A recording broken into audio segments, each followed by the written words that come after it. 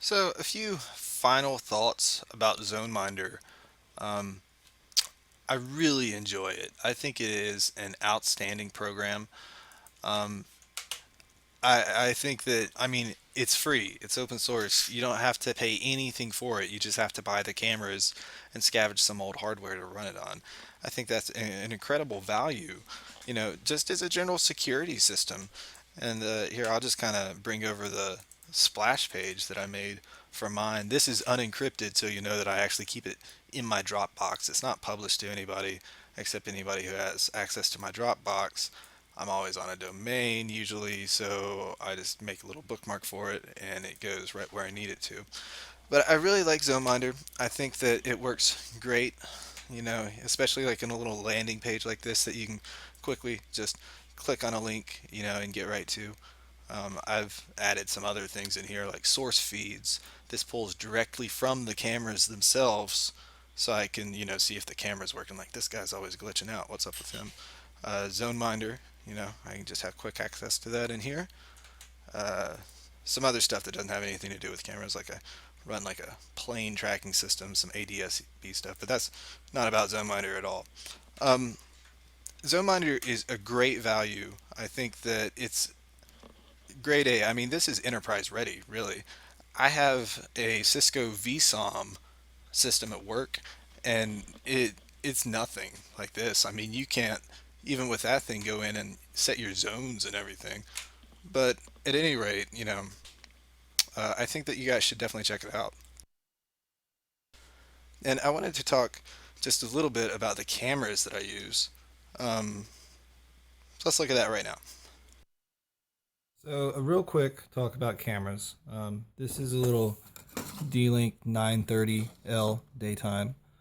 Down here in the dog cage, I've got the false cam FI8910W, the old one that pan tilt that sometimes decides to work. Moving on outside,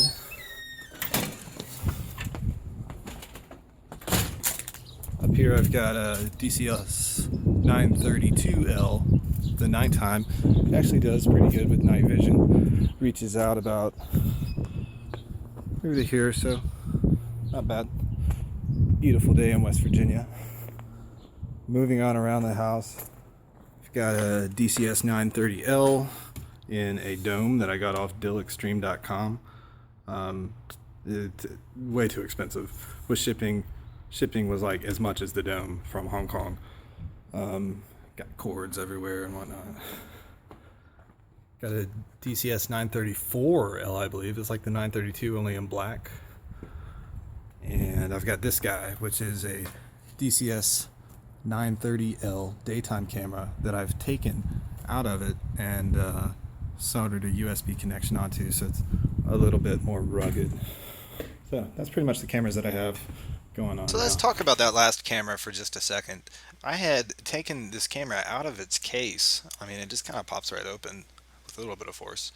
And I was left with this circuit board that looked like that on the back and like this on the front. On the front, you can see here the camera sensor, and I think that this is actually a microphone in the ones that have a microphone on them, which mine did, I believe.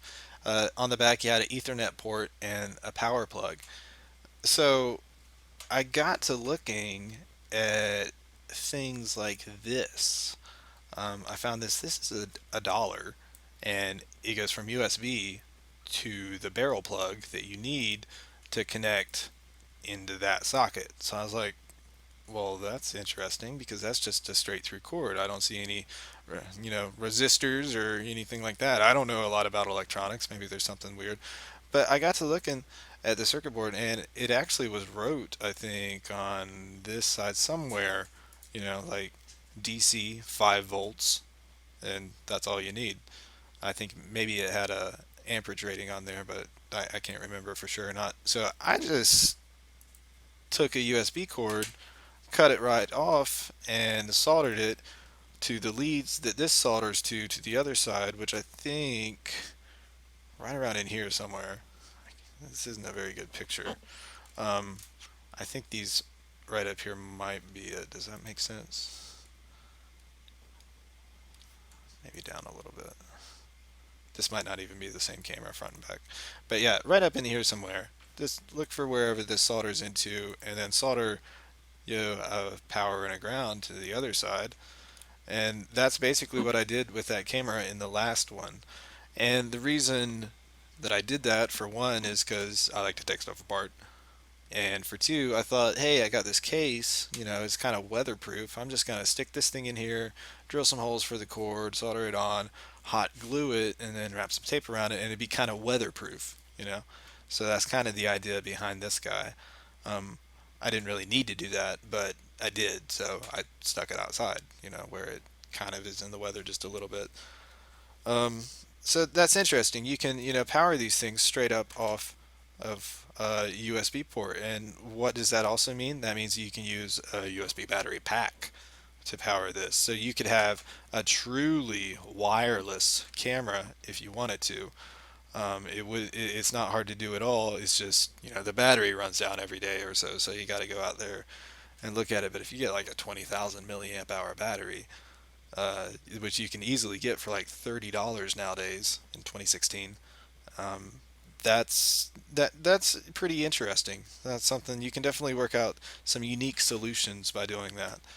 Um, Another thing that I wanted to look at that I also have on the first camera that I showed you is this. It's a power over ether adapter. Pretty much the same idea, only instead of running it over a USB cable, we're running it through Ethernet cords that plug into either side.